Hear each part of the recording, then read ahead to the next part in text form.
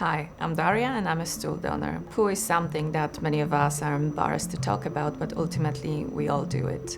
I think people should consider donating more and donating more frequently to help patients and to help the research and science.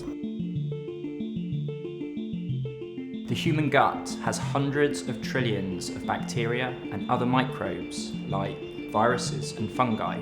To put that number into context, it's the number of grains of sand on an entire beach in every person's gut. Collectively, these microbes are known as the microbiota, and it's vital to keeping us healthy. Unfortunately, the microbiota can become disrupted as a result of things like prescribed treatments such as antibiotics.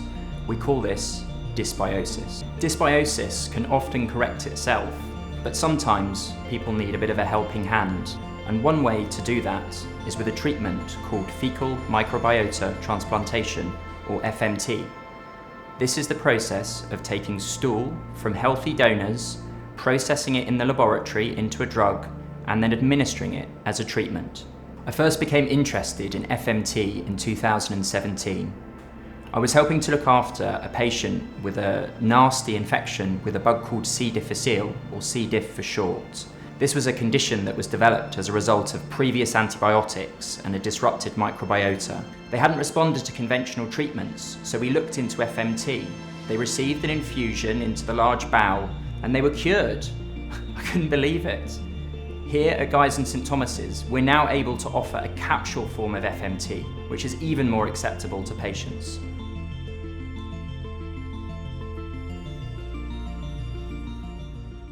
To make the FMT capsules, we first start with a donated stool.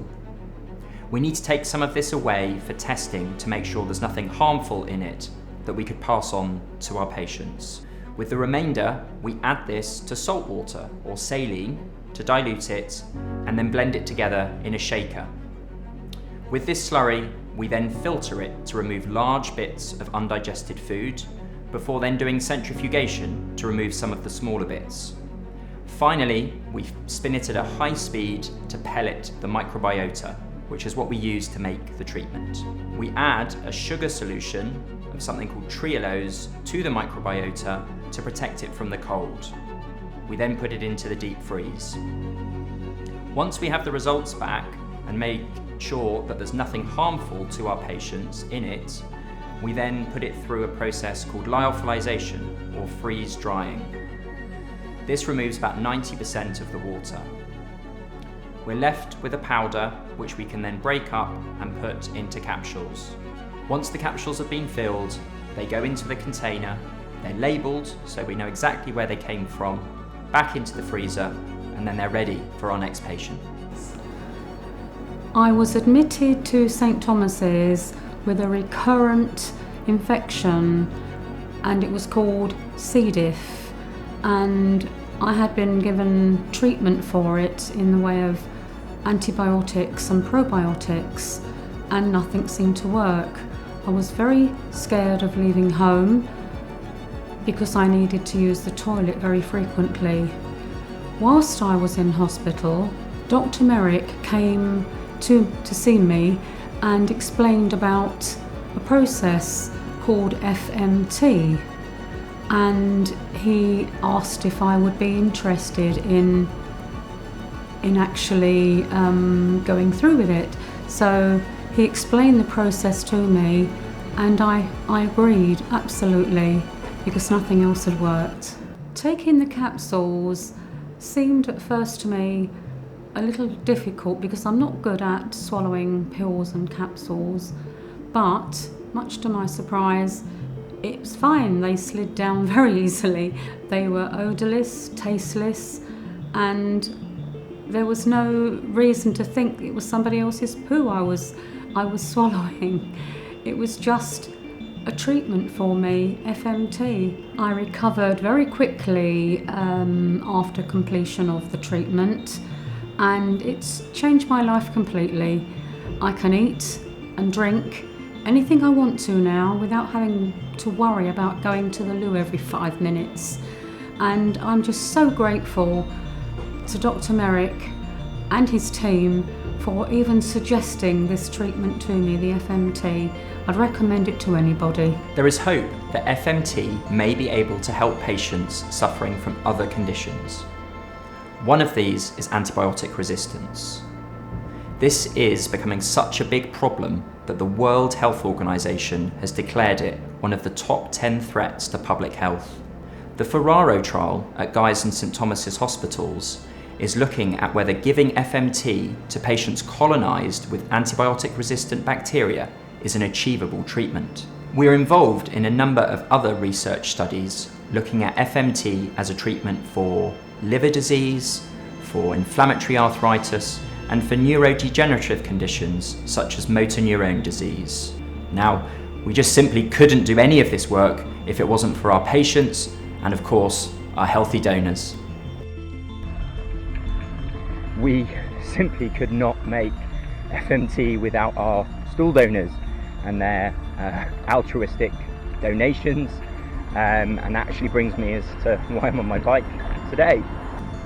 During the COVID-19 pandemic and the mass lockdowns, we started to collect donations from our donors' homes. And the reason for this was to keep the program going whilst not making our donors feel they were putting themselves at undue risk by coming to the hospital or taking public transport. Then we realised all of our donors are busy people, they have other commitments, and we should be trying to do everything we can to support their altruism. And if that means going to their home or collecting a donation from their work or from a train station in the morning, then so be it. It's not just about cycling around London. Hi, I'm Phoebe and I'm a stool donor. I find it rewarding to know that a simple physiological function could actually help a patient. I have an avid interest in gut bacteria, and I believe that this may one day help myself too. Hi, I'm Henry, I'm a stool donor. Donation's really simple. I pick up a kit, follow the instructions, and then usually drop it off at the hospital. I've been interested for a while in the gut microbiome and the effect that it has on physical and mental health. So I'm delighted to be able to donate to help research into this and also hopefully improve the quality of life for patients who have chronic long-standing conditions. Hi, I'm Tiana and I'm a stool donor. When I became a stool donor, I became really aware that, like with any medical donation, it's really important that the diversity of the donors reflects the diversity of the people receiving the donations. I decided to become a stool donor because I'm not doing anything with my stool, so I'd be more than happy for other people to benefit from it. We're extremely grateful to all of our donors. If you're an adult, aged 60 or under, living in London, in good health, taking no regular medications, then you too could become a stool donor.